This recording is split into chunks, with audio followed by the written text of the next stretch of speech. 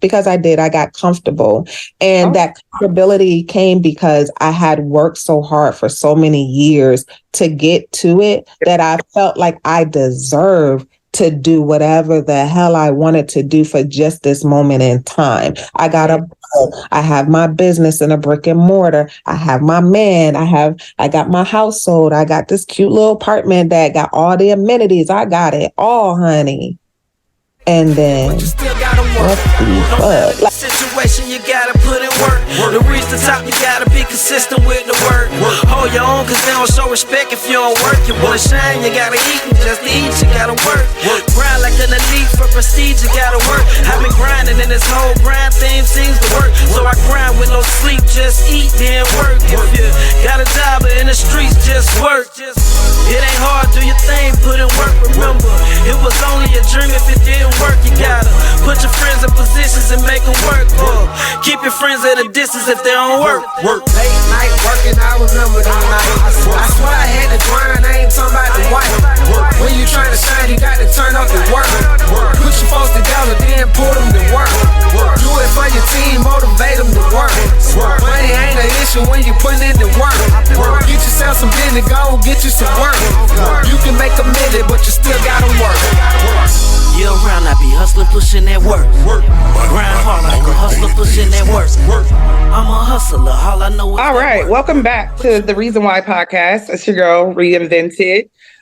Today we have a special guest, my homegirl, Miss Donna Hatcher. She's here to discuss her book, and the book is entitled Special Needs, Special Love, so make sure that y'all go check that out. Without further ado, let me bring her on. What's up, girlfriend? Hey, what's going on, girl? It feels funny being on this side. I'm used to being on the podcast side. Okay, girl, we doing big things like one. You heard, girl. Where I say no, Yeah. So, tell the world who is Donna. Tell us who's Donna. Who is Donna? Well, Donna right now is reinventing herself. I have always been known as Auntie Donna. So I am now dubbed as your favorite auntie because now you can come to me for the advice and, all the wisdom that God has implanted inside of me. Okay. But I am also an author. That is something that I have always wanted to do. I started authoring pretty much with a collaboration book where it was a couple of different authors in it. It was called Sisters Inspiring Sisters, and I had a chapter called So this is your second. Oh wow, that's cool. Okay, tell us more. Tell us. Sorry. That's okay, girl. So yes, the first one is called Sisters Inspiring Sisters. And my chapter was See What You Speak. So basically it was about manifesting your life, how what you speak is what you're going to see. If you speak negativity, you're going to see negativity. If you speak positive, you're going to see positive. And it also, includes how you got to envision where you're headed. So that was my chapter in that book. That book did very, very well. It was a bestseller and everything. Still have copies of that one.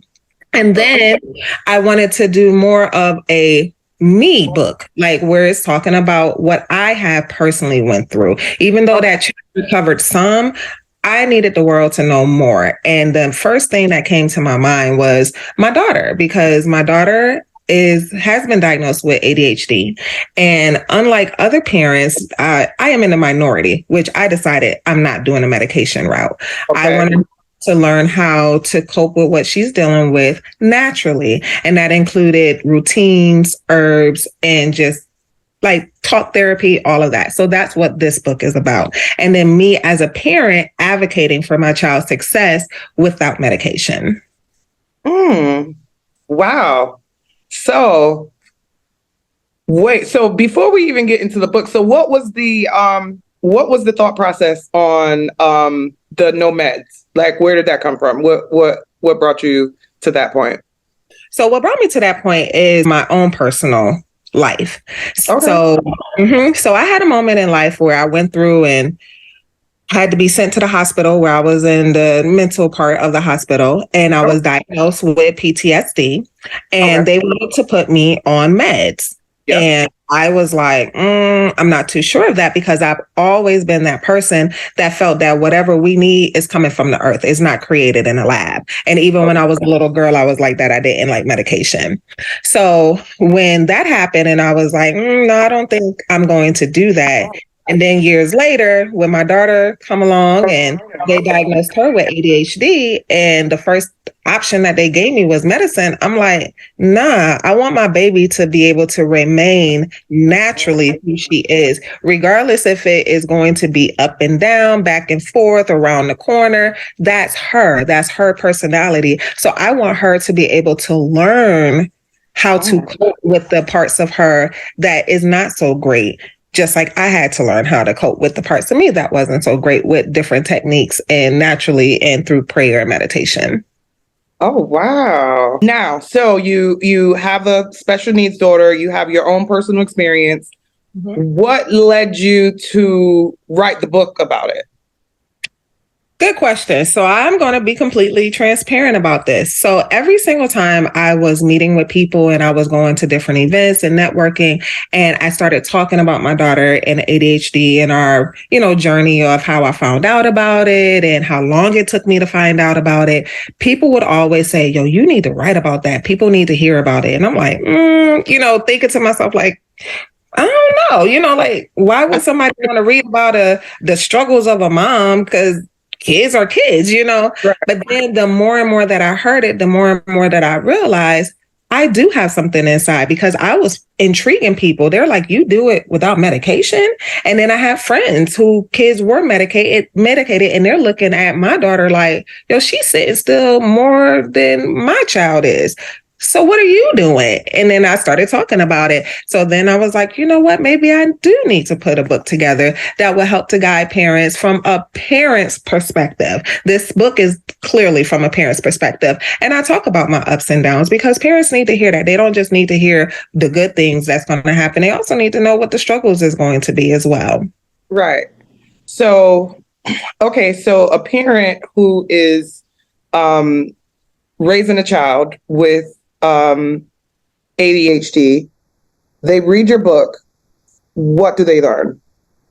So what they're going to learn is techniques on how to cope with their child within the house, and how to bridge the gap between home and school life, because that's very, very important. One thing that I learned along the journey is what I was doing at home was working. Like, my daughter had schedules, routines. I had everything labeled. So she knew exactly what to do when she got up, regardless if we got a moment where we got up and she didn't want to, get up on time or whatever. She still knew how to get back on track. I still was able to redirect her with her routines and stuff. Then what I noticed is when she started school, those same routines and those same things were not being put in place. That's when I learned about 504 and IEPs. 504 is accommodations, to where you literally can say, hey, my child has a diagnosis, and what I do at home works. So I would like to see how we can accommodate at school the same way that we do at home. Then that way, a child with ADHD needs consistency. So if I am being consistent with posting a schedule, her teacher should be consistent with posting a schedule. If I'm consistent with being able to give her 5 minutes to pull herself together in school, she should be able to get that 5 minutes to pull herself together. So it was just bridging the gap between school and home life. And that's what parents is going to learn. And they're also going to learn the truth behind what a parent really, really goes through. Like, I was honest. I went through DSS. I went through RAP services. I went through a lot with my daughter. But at the end of the day, it was the progress that I was focused on instead of everything else that was going on. So DSS and RAP, what are those? What is that? Department of Social Services, we did have a case that was open because my daughter decided to get angry at me and say that I was whooping her. And like a defect. Okay. And that's one thing with children with anxiety and ADHD, because she doesn't just have ADHD. My daughter has ADHD, anxiety, and what they call DMDD, which is the disruptive mood dysregulation disorder. So certain things can trigger her and she will just like spaz out. She also, will lie her way out of things, which I had to learn the hard way. And that was one of the ways that I learned that she would lie her way out of things. And that's how DSS got involved, to where, I had a case that was open, but they immediately closed it because they saw that there was no signs of child abuse or anything like that. But then that led us to RAP services, which is like an intensive home therapy, where they were talking to both she and I and helping us to gain more techniques that will work within the home with her behaviors. So, yeah. Oh, so you had someone come out to your home and then like teach you guys different techniques? Yep. And that's is that like a normal service that that anyone can get, or is that something that was specially done because of the other case, or what? So it was specially done because of the other case. If you're going to have RAP services, that means that your child has been exhibiting behaviors that you no longer can control. And that's the point where we were at, where I was able to control her behaviors. And unfortunately, a lot of things happened in our life. One was my mom passed away. So that was really, really hard on my daughter. Because she was going through grief, and I had started her with grief counseling, but then her behaviors began to increase. Then another unfortunate event happened with my child, to where she just really had all kinds of behaviors that was going on. And at first I didn't know, but once I found out what happened to her, then that's when it all made sense as to why her behaviors was there. And by that time, that was when DSS was already involved, because she had lied about me whooping her and all that good stuff. And then once I disclosed to them what happened to her, that's when they brought in the RAP services, because her behaviors was beyond what I can do by myself. She needed talk therapy. She needed, intervention. We needed extra stuff that I didn't know about yet. So RAP services was actually a learning tool for me, because I did, learn a lot of techniques, and that some of the techniques that I shared inside of my book, because just because we were in RAP services, the techniques that they gave us could be used for anyone. They pretty much enhanced what I was already doing. Like, I would give myself timeouts, like tell my daughter, hey, mommy is on a timeout, just so that we can get space when things got a little bit too heightened, like when her anxiety had kicked in, and then I'm at that boiling point where, why is this child doing this? We would separate. And what RAP services had taught us is, instead of just me saying like, mommy's on a timeout, when I'm angry or whatever, we can use a code word. So when she started getting to heighten, I would say pineapples. Pineapples meant you go to an area and you play, you get your journal, you do whatever you want to do. Mommy's going to get whatever she got, a book, whatever, but we're going to take moments to calm down, release our emotions, and then we're going to come back and we're going to talk about what just happened in a calm manner. Wow. I probably need some of those techniques in my personal life. Girl, when I say I use them in my personal life too, be like, listen, Auntie Donna is on a timeout. Look. So with those type of behaviors, so what would have been, so now let's go back to the medication. What would have been the ramifications of her taking medication for those? So if she was medicated for those same behaviors, it would lessen what she felt as far as wanting to erupt while she was on a medication. But once the medicine wore off, her behaviors will be at least 2 to 3 times worse. So I would consistently have to keep this medicine inside of her body, just so that she can be more or less subdued from her behaviors. Okay. And what was the problem with that? Like, it's not a medicine that you could take like every day, or is it like as needed, or what? Nope. So what they were suggesting is a medicine that she takes every day. I will tell you that they wanted her to take this medicine called Vyvanse, which was supposed to be a very good medicine for ADHD. And I will say that at one point, after my mom had passed and she was just so much into the behaviors and I couldn't take it anymore, I did fall and say, hey, maybe we should try this. I tried Vyvanse on my child. Within the first 2 weeks, my baby was in the hospital with a psychotic episode. She had came down the stairs telling me that people were scratching at her walls. She heard me talking to people and I was downstairs by myself and she would not go to sleep. My baby stayed up for 48 hours straight off of Vyvanse. Oh, no. Mm-hmm. And the only thing the doctors could tell me is, oh, she must have had an allergic reaction to it. But one of the side effects of medicine, especially the medicines that they use to deal with ADHD and anxiety, is that they can have psychotic episodes. They can become suicidal. And that's the kind of stuff that I was researching already, which also had me like, nah, I don't want my baby having anything added to it. Like if she's going to go through an episode, I would rather deal with my child getting up, stomping, slamming the door, screaming, and going back and forth with me than to feel like she wants to kill herself or she's hearing things and she wasn't doing that before. No, that makes perfect sense. That makes perfect sense. What would you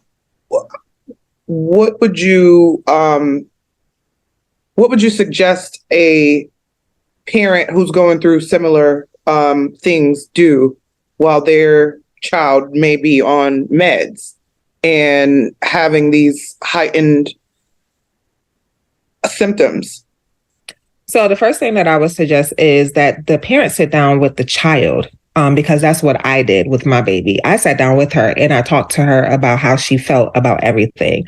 And my child also told me she didn't like the way that the medicine made her feel. Right. A lot of kids will voice that, but it is up to the parent to be open enough to understand where the child is coming from instead of thinking for self. A lot of times parents do think, oh, this is helping my child, because they will say, oh, your child will be able to focus more, your child will be able to, do more and do better in school, and you'll be setting your child up for success, but not realizing after a certain period, your child can start to refuse this medicine. And just like a junkie, if I am addicted to crack, and then I decide that I'm not smoking crack anymore, my body is going to go through a major detox. Right. My body is going to go through a major withdrawal. I'm going to have all kinds of symptoms that's going on, and it can make me feel like I'm losing my mind. That's the same way with kids when you put them on medicine so young. When their bodies start getting used to something, and then if they don't have it, they're going to go through those symptoms and their behaviors is going to seem increased.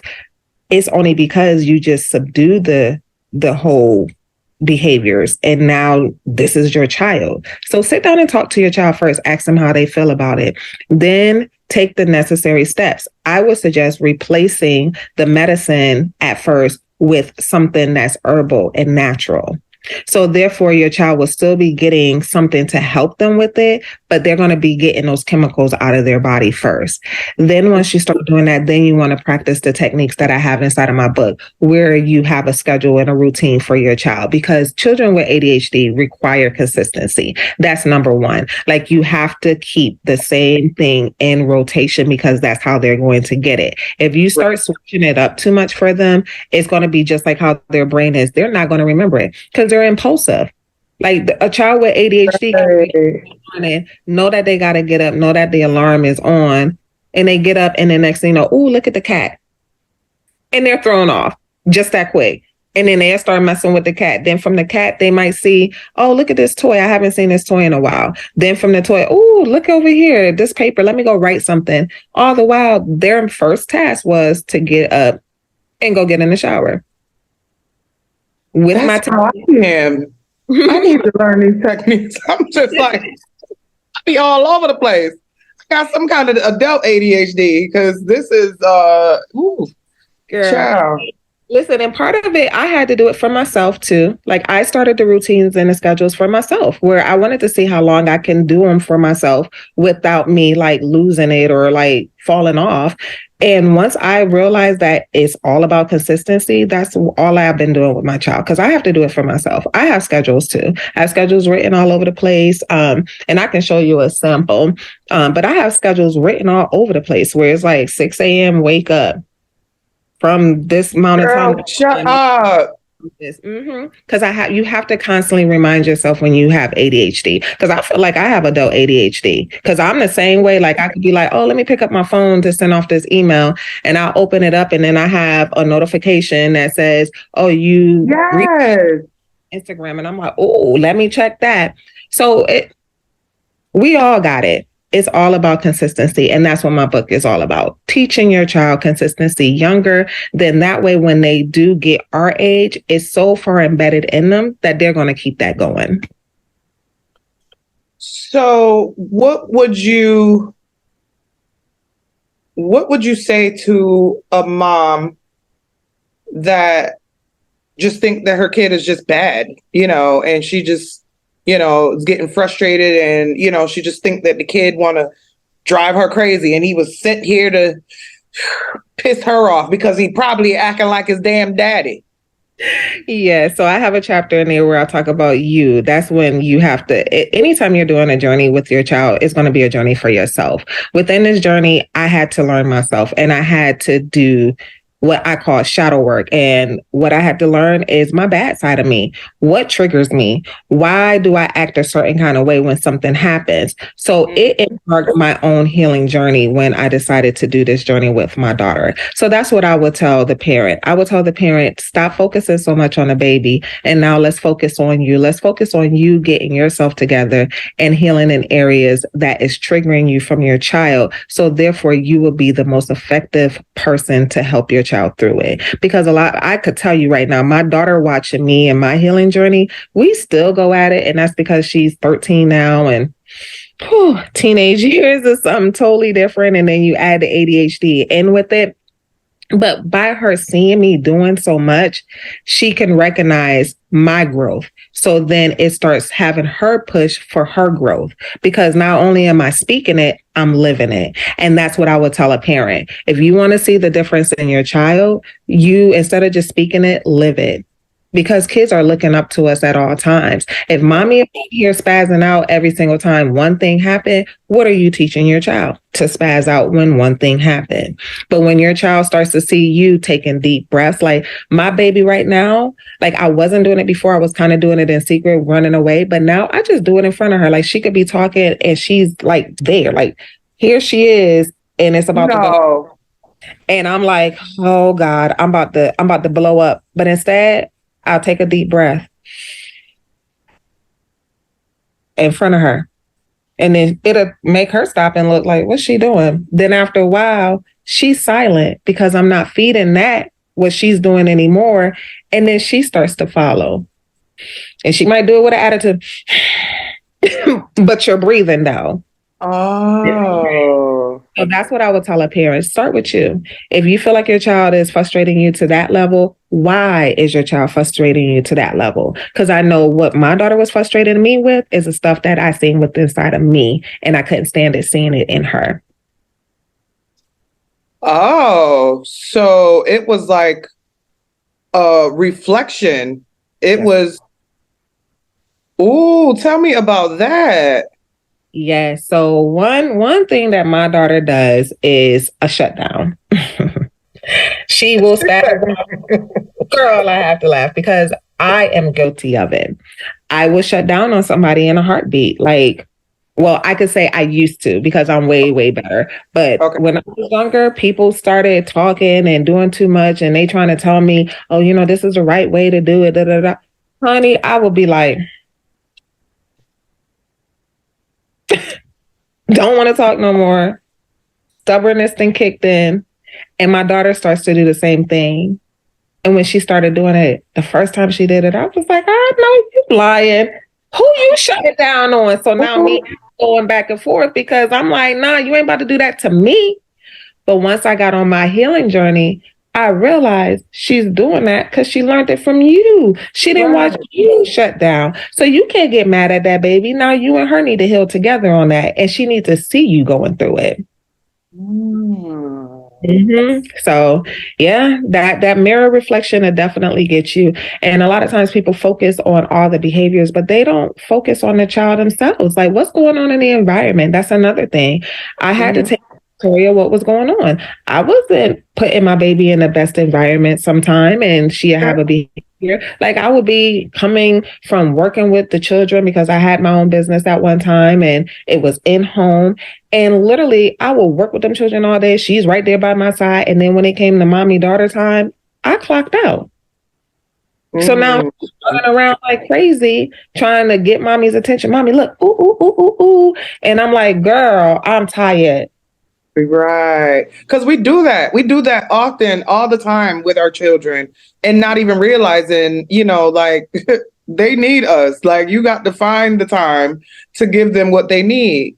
Mm-hmm. Mm-hmm. And especially a child with special needs. Like a child with special needs, they still need it, but they may go and be able to color in a coloring book. Mm-hmm. They may be able to go and play with their toys and everything like that. But a child with special needs, especially one with ADHD, they're impulsive. So it's not like they're going to just go and sit down and be quiet while mommy is having her moment. And especially if they're the only child, because she's the only child.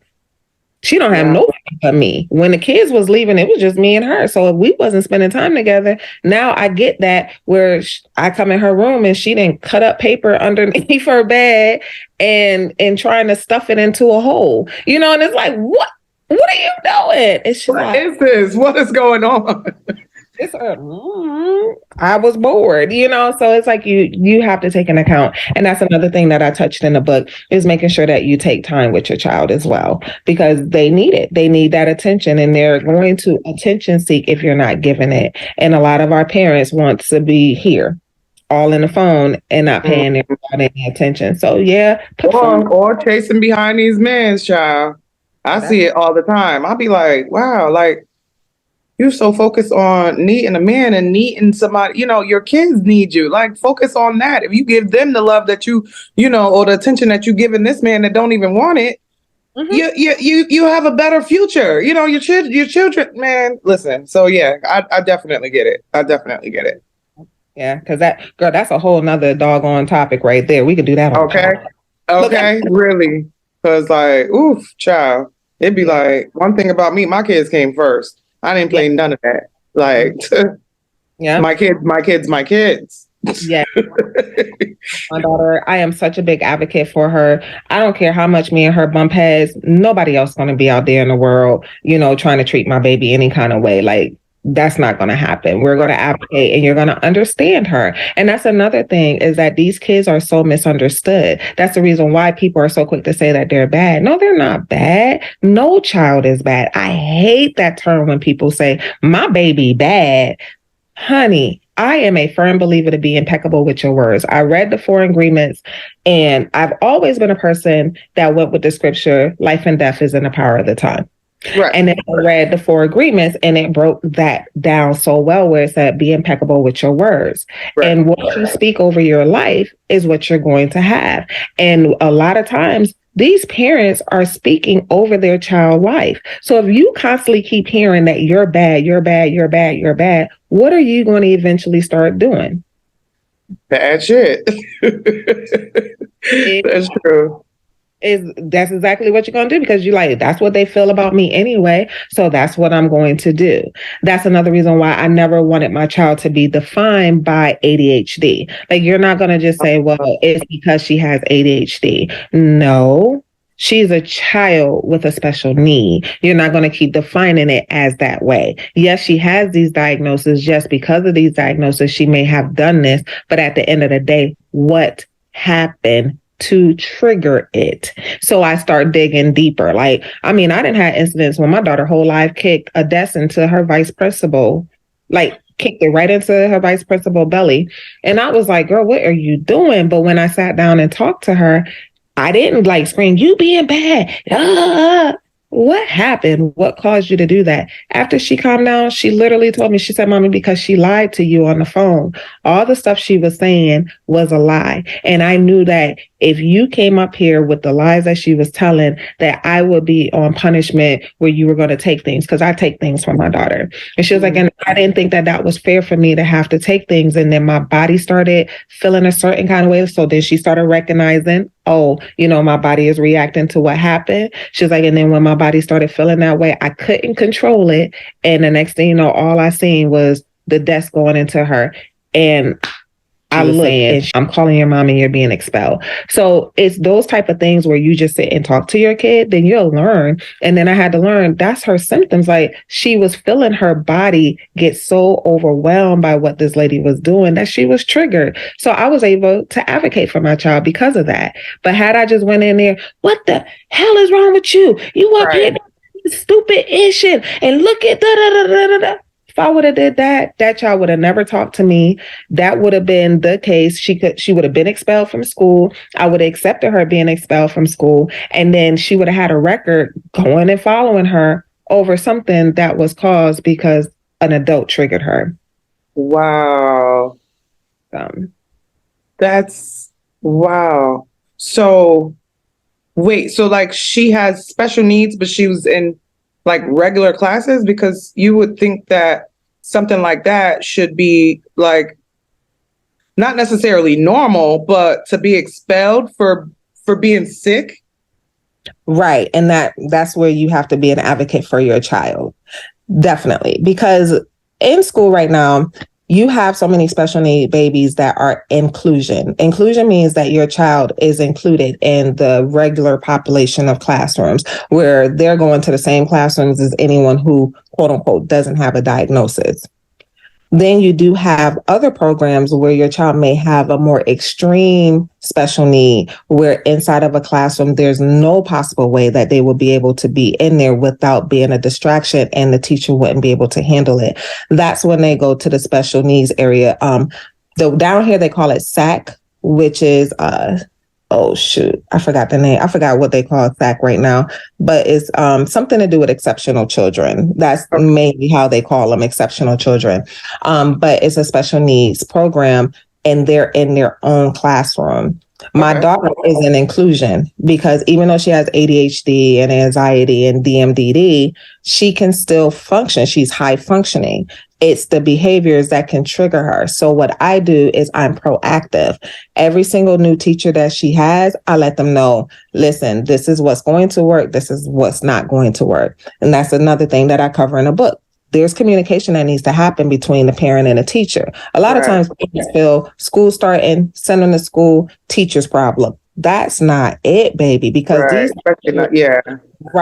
teachers have 20 other kids. So if your kid is one that your kid can go in there and spaz out at any moment, or your kid will not focus on the teacher if they're sitting in the back of the classroom, then go and talk to the teacher. That's why I put certain things in accommodations for my child. My child isn't going to focus in the back of the classroom. Honey, she's going to be down there fiddling with something. She's going to be on her Chromebook looking up Didi Osama and Sugar Dot Hill, whoever these new people. She's going to be doing all that, trying to do her little biggity bop in the back. She ain't paying attention to this teacher. So she needs to be closer so that when the teacher is teaching, they can see her Chromebook. They can see what she's doing. They can be like, hey, come on. Put that up, get back up here. Yeah. Okay. No, that makes sense. That makes sense. So, so dealing with this in your personal life, having this firsthand experience, you wanted to help other moms or parents out that may be dealing with a similar case with their children. That's pretty dope. I really admire that. So this book, Special Needs, Special Love, how long was the process? That process was like a whole nother segment to my journey, just pushing it out. I had to push this out through tears. I had to push this out through anger. Like I went through stages because number one, when you have a book that's so intimate, and I have to call it intimate because I am allowing people inside of my life. Yeah. And I'm putting it in words for you to read what I literally was going through, and this is stuff that only my close friends and family knew. So now I'm writing this stuff down and it is almost like you're exposing yourself. So I had to fight through that. Like, oh my God, do I want people to know that we had rap services? Right. If I wasn't real, the people who do know, like how I think about today's time, and this is what I was fighting with. You remember that movie 8 Mile with Eminem? Yeah.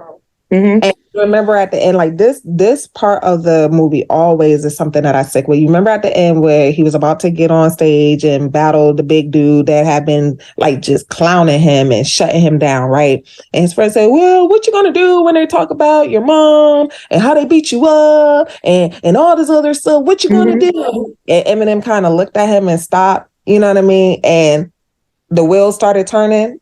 And when he got on stage, he was like, yeah, y'all beat me up. Yeah, y'all screwed my girl. Yeah, you did this to my mom, but I'm still screaming every world. That's kind of what I went through with this book, because what I wanted to do is make sure that I cover the topics that was the most sensitive and close to me, and me tell it before my book drop, and people be like, oh yeah, she did that, but did she say? So that was one of the things that I had to fight too when it came to writing my book. I also had to fight with exposing my child, because now here is my child who she's going to be put in the forefront. Is she ready to be put in the forefront? If someone was to come up to her right now and say, hey, tell me about special needs, special love, that's the kind of things that I was worried about. Be still in protective mama bear mode. Like, I don't want my baby out here and people coming up to her like, oh yeah, your mama wrote a book. We know about you. You got this, you got that. So I had to go through all that. So it was a lot of painstaking pain, like crying and praying and, healing in certain areas so that I can just put this out here to help somebody else. So it was painstaking. It started with, so I'll tell you how my process. I met this person through him literally Googling me, and invited me to a luncheon that was involved with dads. And so I invited the parents from my business, Auntie Donna's house, to this luncheon. Then when I got there, I was at a table full of women. And the women was like, yo, I was telling them the story. And these are high prominent women. And they're like, you need to write it. I don't care. Write this.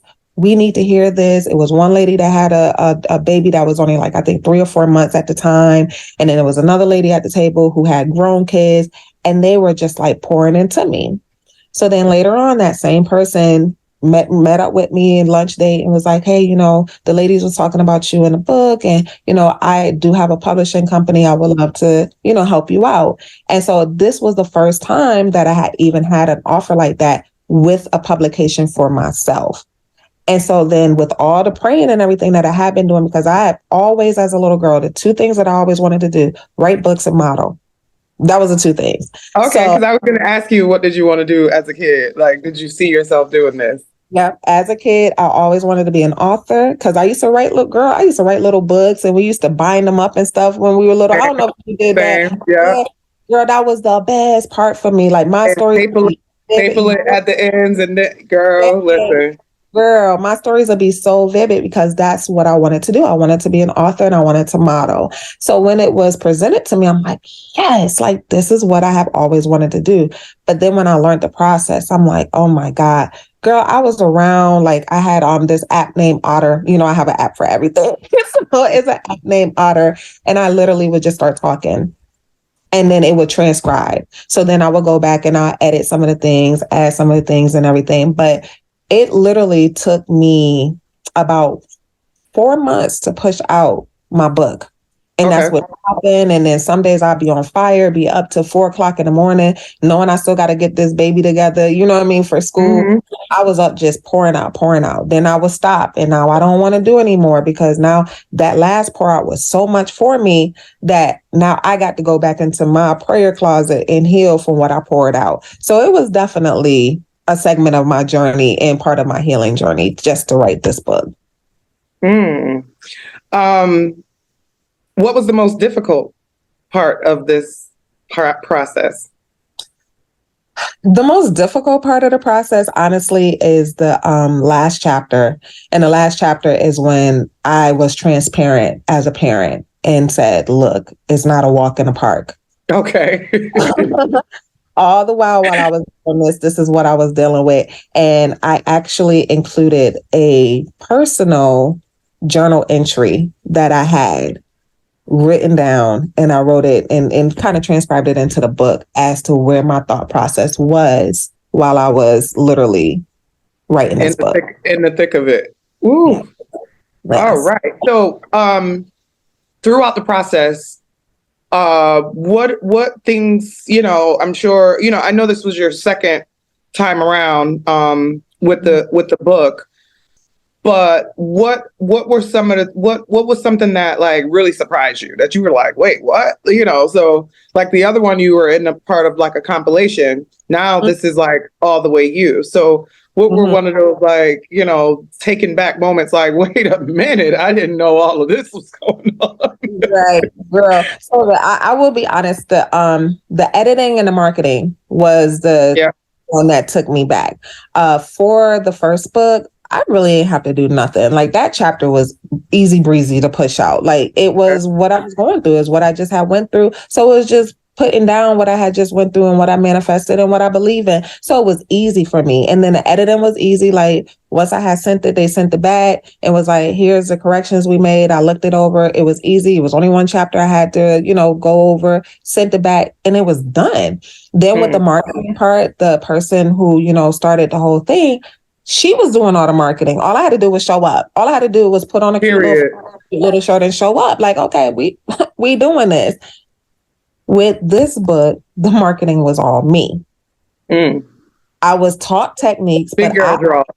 Right. I had to put on my big girl panties and really get into social media. Trust me, social media was not my friend back then. Like I hated social media.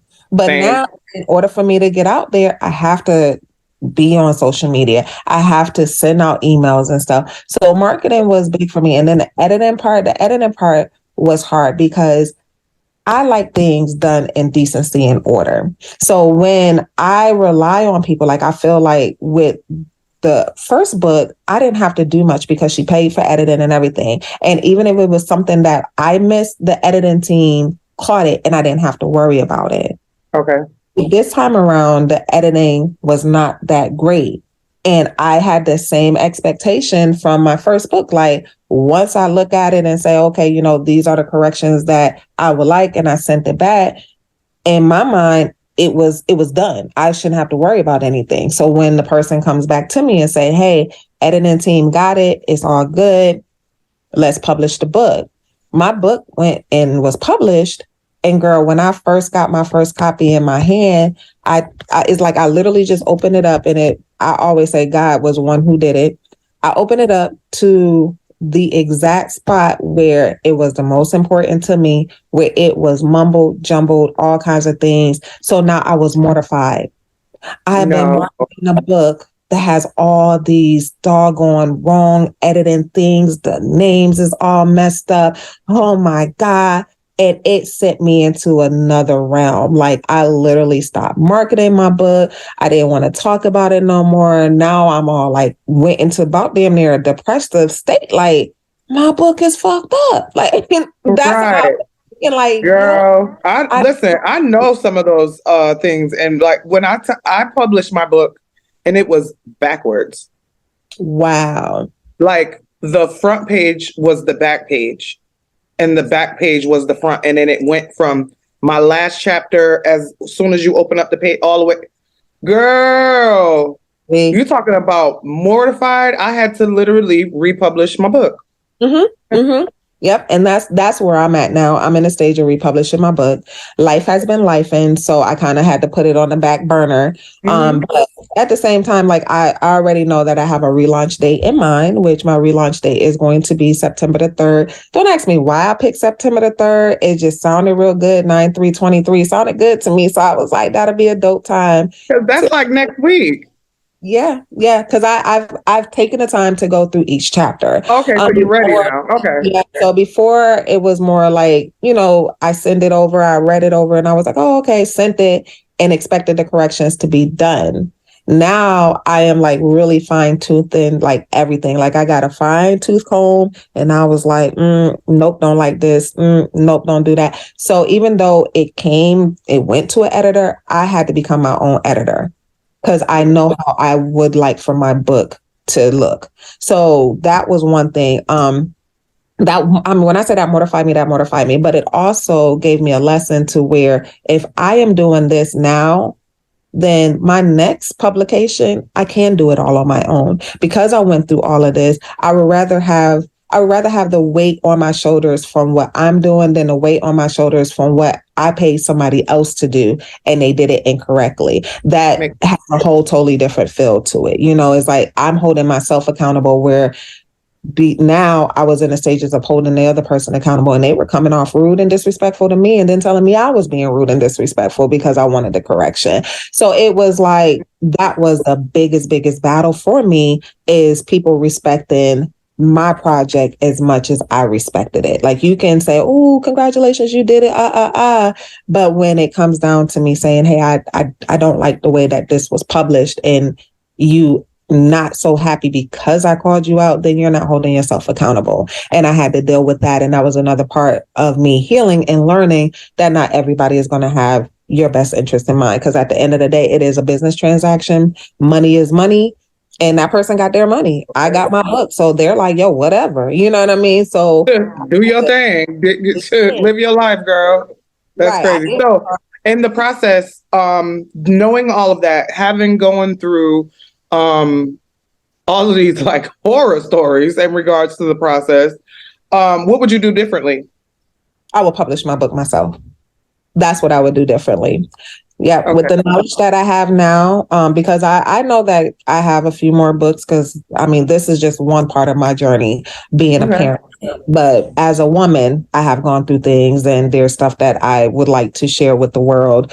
And I feel like God is preparing me for that, as well as I'm on this second part of my journey and doing other things now where, you know, I got rid of one persona for myself and actually being a true me now. I would definitely do all of the publishing and everything myself and just invest in myself when it comes to that. And then, you know, later on down the line, I might create my own publishing company to where I will be able to help people do it and have people on staff that cares about the project instead of the money. Yeah. I actually, I created a publishing company only not to help other people, because I didn't necessarily want it to make a business out of it. I did it because my book was a autobiography where I told my life story, and I was afraid that people in that story, although I changed names and tried to be as and told my part of the story and no one else's story. Right. I was afraid that someone may still get vindictive, the further I go in life, and then want to come back and try to sue me for information that they didn't want in the story. Like, I've had so many people already upset that I even told the story. Like, I didn't tell your story, I told my story, because I was a part of that story, and it affected my life. So I started my publishing company so that way, if down the road something did happen, they would sue my publishing company, who doesn't have any assets. Don't come play with my goddamn pockets or my goddamn. Listen, stop playing with me. Stop playing. Right. Stop playing with it. So, that's legit, though. That's legit, because that's the reason why I was talking about that 8 Mile moment. That's the reason why I wanted to put in my book what other people might be able to try to go behind my back and tell, because people can get vindictive. Not that's everybody. Exactly. Yeah, I was going to say that's exactly why I did what I did. And the fact that you even mentioned 8 Mile, like, I actually put that in my book. Like, I'm about to 8 Mile myself, because like, no, you don't get, when people, the further up the ladder you go, people who remember your old self, they call themselves, thinking that they have some kind of leverage, and they're going to like, oh, if you don't do what I want you to do, I'm going to go tell your business. I'm going to go tell them the real you. No, you don't get to go tell my story. I'm about to put all that in there. As hard as it was to release all of that information, it was like, no, let me put it out there before somebody else try to take it and flip it and bounce it. I'm going to tell you how it really went down. So now when they come and try to tell you, you like, no, what really happened was this, that, and that, because she put it in the book. It's all in the book. It's above me now. Right. I'm sorry. And that, girl, I feel you on that. Look, high five to that one, because yes, what you're not going to do is catch me because it's like that's all I kept feeling. Like I felt like that's what was going to happen because people are not going to always be happy for you. And that's another thing that I had to learn, even with writing this book, that not everybody is going to be happy for you. So another thing that I did with this book that was like a very first for me is I wrote this book in silence. I was not talking to my friends about what I was doing at 4:00 in the morning. I wasn't talking to my family about what I was doing at 4:00 in the morning. You know, like I hinted around to a few things with people who were really, really close that I knew would support me as far as prayer. But anybody else, it was just like, so it was a secret. And, look, it was like, yep, and now I have a book. You know, like it was like that. And they're like, what? You public book? You yeah. So, I heard you mention that, you know, there's more books coming up down the road. What do you think the next one will be about? So the next one I am for sure is going to be about this part of my journey that I am on now, where I literally had to be stripped in order to be elevated. Yes. So no, you're gonna have to elaborate on that, girlfriend. You're gonna just get to, you know, sprinkle a little, you know, fairy dust on us. You know, go in, dive in on that one, because So this part of my journey, like literally, I have been 2 years. Yeah, 2 years. 2 years. I have went from being all the way to where I felt was at the top, and then lacked that one thing that I forgot to pray about and manifest, and that was called discipline to keep. So I manifested the hell out of my life. When I say manifested, I manifested the hell out of my life. Everything that I spoke, I got. But what I did not speak is the discipline to keep it. Without the discipline to keep it, you can and more than likely lose what you manifested. And that's exactly what is happening in my life right now. And I'm not afraid to say that. Like I manifested and then I lost. And now I'm like, oh, well, shit, that's a lesson. Now I know what I need to do. Now I need to plan to keep it. I got comfortable. And that comfortability came because I had worked so hard for so many years to get to it that I felt like I deserved to do whatever the hell I wanted to do for just this moment in time. I have my business in a brick and mortar. I have my man. I got my household. I got this cute little apartment that got all the amenities. I got it all, honey. And then what the fuck? Like it literally went like that. Like, how did I get there? So that's the next book that's coming because I know a lot of people have been there. You know what I mean? Where even when you look at lottery winners, you know how they say, you know, that lottery winning is like a blessing and a curse. You got people who can win $250,000, but if they don't have the discipline to keep it, they'll be broke again within a couple of years. And I'm not saying that I'm broke, but I definitely am broken. I like that. I like that. Do to heal yourself, you know, to get the healing that you need. So that's even doper.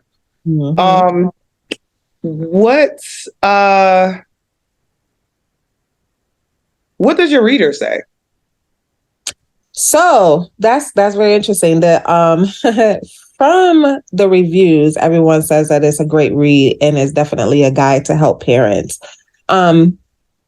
I have not even really engaged to see what people are saying. And that's the reason. That's another reason why I am relaunching it so that I can. Like I said, once I have found those, and it's basically a story of how I went to the doctor and found out that she had ADHD. And in the story, the characters' names were changed. I wanted the name that represented me to be my dearly deceased mom's nickname because I wanted to pay homage to my mom. The person who was editing decided to put another name in there, and I was like, no, I don't want that name. This is a name that I would like to go into this story. So when I got the book in my hand, the names were flip-flop. So we had my mom's nickname in one sentence and then the name that I didn't want in the next sentence. And it was flip-flopping like that. No, for the Yeah. same character. For the same character. And so with that, it literally, it threw me back. And one thing that I am healing from that I used to do in the past, when one thing went wrong, I would throw the whole thing away and I would set it to the side and I wouldn't even look at it anymore. So for me to pick it back up, to relaunch it and go hard at it, that is such a great level of growth for me that I'm creating in my life, that I'm proud of myself. If don't nobody else say it, I'm going to say it for me. I'm proud of me because literally I would have tossed this book to the side and I thought about it. Yeah, something that's on Amazon, whatever. Somebody buy it, they buy it. If not, who cares? But this is so near and dear to me that I had to do what I needed to do to relaunch it. So, yeah. I love it. I love it. Yeah. So if you, what would you like for your viewers to know that we haven't covered? So I would like them to know that even if you do not have a child, this book is still a great read for the adult who has not been diagnosed, and know that they have some of the symptoms of ADHD, that you can also read this for yourself. Even if you're an aunt, an uncle, you can read this just so that you can be of help for a parent who may be going through the same thing.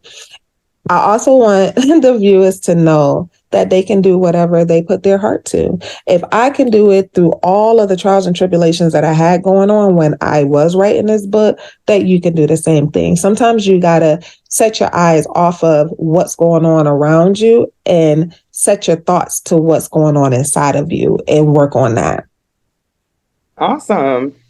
So, show us the book. Tell us how to find it. How do we get the book? I'm happy you asked, girl. So this is the book. And I chose these colors because these colors represent ADHD. It represents special needs. And it also represents mental illness, all of these colors. So this is a book. You can find it on Amazon, and you can also order it through me, through Stripe. I do have it on my Instagram. There's a link on my Instagram. So if you go to my Instagram, is _your_favorite_auntie_. There's a link there. I also have an Instagram for Special Needs, Special Love, which is Special Needs, Special Love all together on Instagram. And the link is also there for you to purchase. And I mean, if you go through Stripe, you get it autographed. So I always highly recommend people to go through Stripe because I want to autograph it. I want you to know that I have my personal touch and that I am touchable. A lot of authors do not want that feeling of being able to have the people who are buying their books to be able to connect with them. I'm not like that. Like, I want you to be able to be like, oh, yo, she really autographed it for me and she sent it. Hey, yo, she really do respond to messages on Instagram, because that's my goal, is to make sure that even if I can't help you in a way that you feel, I'll find someone who can. So, all right. So tell them again how to find you on Instagram. So on Instagram, you can find me at _your_favorite_auntie, and auntie is spelled AUNTY, and then it's another underscore. Or you can do Special Needs, Special Love, and it's all together on Instagram as well. All right. Well, it's been a pleasure talking to you, Miss Donna, your favorite auntie. I really appreciate you coming on and blessing us with your story and telling us what's going on with your book. I'm definitely excited to read it, as I got some adult ADHD, child. I need some help, so I'm gonna definitely see if you could get me together, child, because so yeah, we really appreciate you, and much blessings on your future endeavors and all of that to come. So thank you, boo thing. You're welcome, love bug. And don't forget, guys, September the 3rd, I'm relaunching. So definitely look out for the relaunch, and buy in bulk if you want to. Donate some to a school, honey. Period. There it is. Yes, let's make this a bestseller. Let's get to that 1 million copies sold so we can touch 1 million children. There we go. All right, dear. I appreciate you. Thank you, boo. I appreciate you too. Later, babe. Work. All right, later. You around, I be hustling, pushing that work. Grind hard like a hustler, pushing that work. I'm a hustler, all I know is that work. But you a customer, you don't put in that work. I can't be close to it, suckers, I gotta work. I tried to relax, but seen that wouldn't work. So I conjured me up a plan and proceeded to make it work. Now I'm